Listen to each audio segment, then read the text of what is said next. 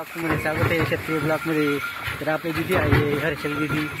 तर शाळेतून आली की तिला दिपाळी निमित्तानं सुट्टी लागले. ती पण शेतामध्ये आली होती. शेतामध्ये आल्यानंतर तिला काय सापडलं बरं दाखव. काय सापडले? काय आहे? हां मग सीताफळ पिकलेले आहे का कच्चे? हां तर मग कच्चे सापडलेले ते 2-3 दिवसांचे टिकून जाणार आहे बरोबर ना. तर आमच्या दिदीला शेवटचे 2 सीताफळ सापडले बरोबर ना. शेवटचे 2 सीताफळ सापडले तिला खायला, कारण की ती शाळेत असल्यामुळे तिला सीताफळ आता थोडेसे कमी झाले.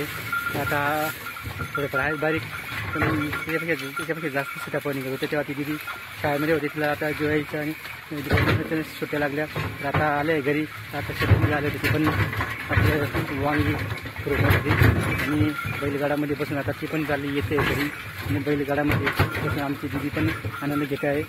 आणि आपण तर रोजच शेतामध्ये बैलगाडा घेऊन जात असतो, परंतु ती नेहमी आता बरेच 3-4 महिन्यापासून शाळेत असल्यामुळे तिला गाड्या आजच बसायला मिळाला. तर मित्रांनो असं पद्धतीने आपल्या शेतामध्ये जाणं येण्याचा रस्ता आहे. पाहूया ते जागेला आपलं पाणी आहे आणि आपलं बैल कसं पाण्यात जावं पाहू का एकदम नाला पाणी असतं. बैल पण आरामात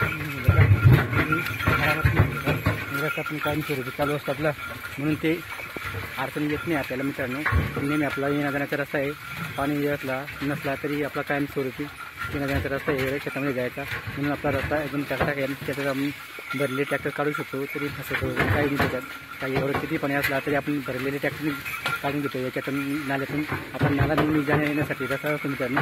आपल्या कायमस्वरूपी रोजच ते येणं जाणं होतं रस्ता. आपल्याला काय अडचण नाही मित्रांनो. व्हिडिओ आवडला नक्की करा.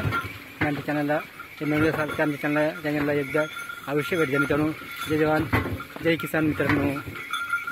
चला मग आता आपण जातो घरी परत शेतातून. काय बेटा.